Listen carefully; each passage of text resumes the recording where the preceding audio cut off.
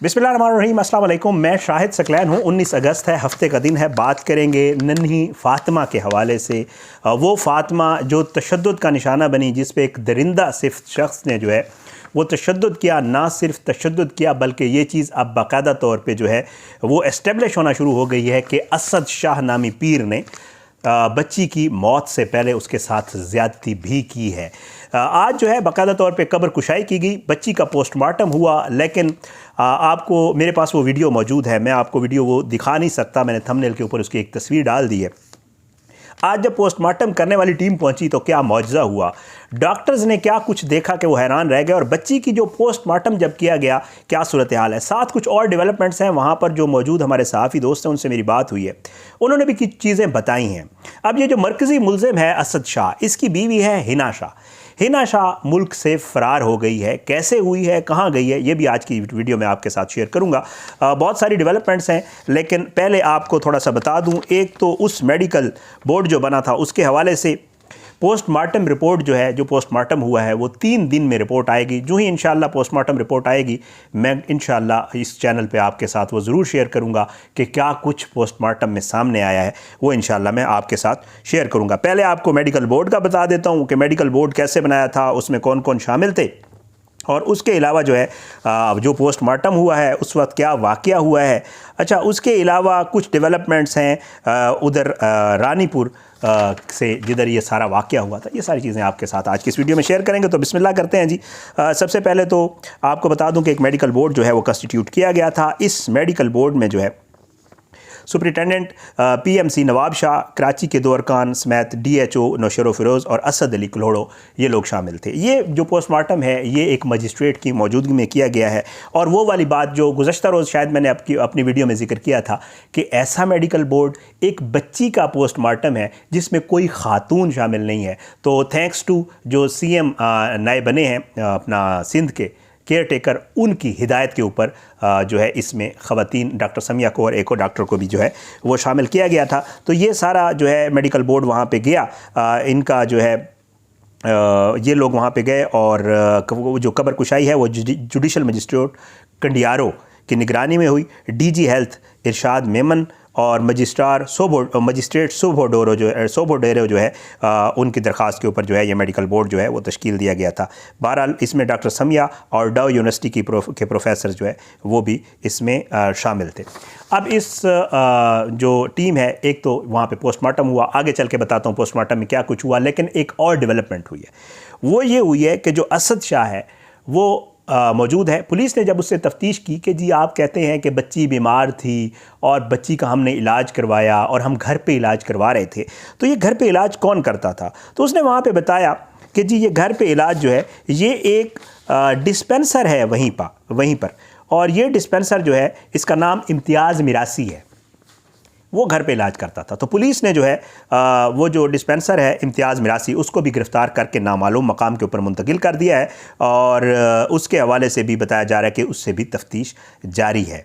अब एक और चीज़ आपके सामने रखना चाहता हूँ, वो ये है कि जी एक चीज़ पुलिस के सामने एतराफ़ी बयान जो है इस असद शाह ने दिया है कि जी इस बच्ची के साथ जो है मौत से पहले उसने ये कहा है कि जी मैं शर्मिंदा हूँ, मैं नशे में होता था और मैं नशा करता था, और बच्ची से जो है मौत से पहले ज़्यादती का मामला भी सामने आया है।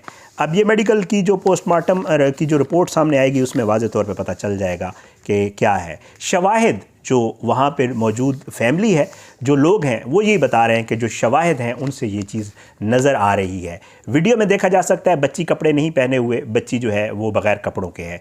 दूसरा मामला है कि जब 2 ख़वातीन आती हैं और इस शख्स को जो बेड पे लेटा होता है, नीचे बच्ची मरती है 3 फुट के फासले पे, ये शख्स जो है इसने भी कपड़े नहीं पहने होते। जब ये बेड से बाहर आता है तो इसने सिर्फ शलवार पहनी होती है, कमीज़ इसने भी नहीं पहनी होती।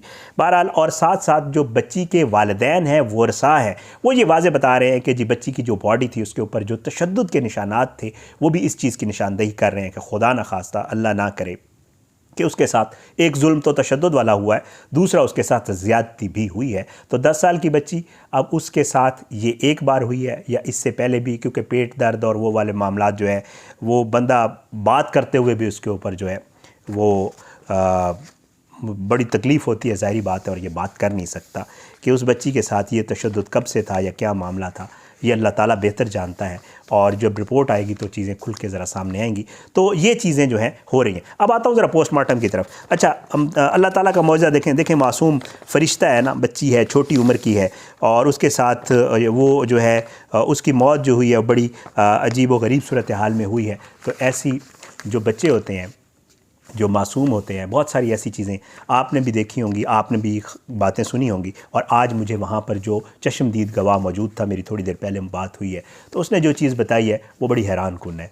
वो कहता है कि ये छोटी बच्ची थी, डॉक्टर्स ने जब कब्र खोली है तो अमूमी तौर पे ये होता है कि क्योंकि 3-4 दिन हो गए थे, बॉडी जो है वो डिके की तरफ जा रही होती है। जो ही कब्र में दफन किया जाता है किसी शख्स को, किसी मुर्दे को, तो ज़ाहिर है कीड़े मकोड़े और जो दूसरे मामलात होते हैं वो शुरू हो जाते हैं। और बॉडी जब 2-3 दिन बाद निकाली जाती है किसी भी पोस्टमार्टम के लिए, कब्र कुशाई के बाद, तो उसकी हालत ठीक नहीं होती बॉडी की।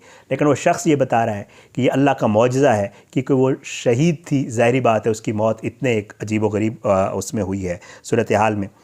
तो वो शख्स ये बता रहा था, और मुझे भी बड़ा मतलब फ्रैंकली आई कैन फील कि जब उसने मुझे ये बताया, वो कह रहा था कि जब हमने ये देखा तो बच्ची की बॉडी बिल्कुल ठीक थी। और आपने भी ये चैनल्स के ऊपर चलती हुई खबरें सुनी होंगी ज़राए से कि बच्ची की बॉडी बिल्कुल ठीक थी, और ऐसे लगता था जैसे अभी इसको किसी ने इधर लिटाया है। मतलब कोई निशान नहीं था, कफन के ऊपर भी कोई निशान नहीं था, बच्ची की बॉडी बिल्कुल ठीक थी, और उसको कोई जो डीके वाला मामला है कि कोई कीड़े वगैरह या किसी चीज़ ने उसको टच किया उसकी बॉडी को, वो बिल्कुल भी नहीं था। तो ये मौजज़ा हुआ है। डॉक्टर वहाँ पे बड़े हैरान थे। डॉक्टर से जब लोगों ने वहाँ पे बात की, वहाँ पे सहाफ़ी दोस्त थे, आज जब ये मामला हो रहा था पोस्टमार्टम वाला, तो मीडिया को करीब नहीं जाने दिया गया। लेकिन एक वीडियो मेरे पास आई है, वो वीडियो मैं इधर आपको दिखा नहीं सकता, ज़ाहिर है क्योंकि उसमें पोस्टमार्टम हो रहा है, वहीं पे मौजूद किसी शख्स ने बनाई है। तो वो ये बता रहा था, और मैंने थंबनेल पे उसकी एक तस्वीर लगा दी है। तो वो ये बता रहा था कि जी ये बड़ा डॉक्टर्स के लिए भी हैरान कुन था, और वो भी आपस में ये बात कर रहे थे डॉक्टर्स कि देखें ज़ाहिर है एक नाहक कत्ल ही है ना, तो वो हुआ है इस वजह से। इस बच्ची की जो बॉडी है वो बिल्कुल ठीक है। डॉक्टर्स ने पोस्टमार्टम किया है, बॉडी से जो है वो फोरेंसिक के लिए नमूने लिए हैं, फोरेंसिक के लिए भेजा गया है। एक चीज़ और मैं यहाँ पे ज़रूर जिक्र करना चाहूँगा, मेरी वीडियो अगर बहुत सारे लोग देखते हैं, वो ज़रूर कहना चाहूँगा कि जो लवाहिकीन हैं, वो रसा हैं, उनका ये कहना है कि क्योंकि बहुत बासर लोग हैं, ये असदुद्दीन शाह, असद शाह वग़ैरह, ये बहुत ही पावरफुल लोग हैं, ये बहुत पैसे वाले लोग हैं, ये बहुत कॉन्टेक्ट्स वाले लोग हैं, तो उसके वर्सा का ये कहना है कि बच्ची के जो फोरेंसिक के नमूने हैं वो सिंध नहीं बल्कि लाहौर की फोरेंसिक लेबॉरेटरी में भेजे जाएं। मैं भी यही कहता हूं, इस चीज़ पे मुझे आप हम सबको आवाज़ उठानी है। आप सोशल मीडिया पे भी करें, मैं भी कर रहा हूं कि जी इस बच्ची का जो फोरेंसिक है, क्योंकि वहाँ पे इन्फ्लुएंस है, पॉलिटिकल इन्फ्लुएंस बहुत ज़्यादा है सिंध में, और उस इन्फ्लुएंस की आगे जाके आपको एक ख़बर देता हूँ, क्योंकि ये मामलात ऐसे ही चलते होते हैं। हमारे मुल्क में यही होता है कि किसी गरीब के साथ जब ज़्यादती होती है, बहुत दिन शोर होता है, हम सोशल मीडिया के ऊपर बात करते हैं, और कुछ दिनों के बाद नाज़िम जोखियों की आपको मिसाल दूंगा, मैंने भी उसके ऊपर वीडियोज़ की थी, उसकी मौत हुई थी। जिनके ऊपर इल्ज़ाम लगा था वो MNA MPA थे, उन्हीं MNA MPAs को उन्होंने पैसे दिए उसके भाई को। अफजल ने आके बयान दिया, उसकी बीवी चीखती चिल्लाती रही कि मेरे साथ ज़्यादती हो रही है, लेकिन वो मामला ख़त्म हो गया।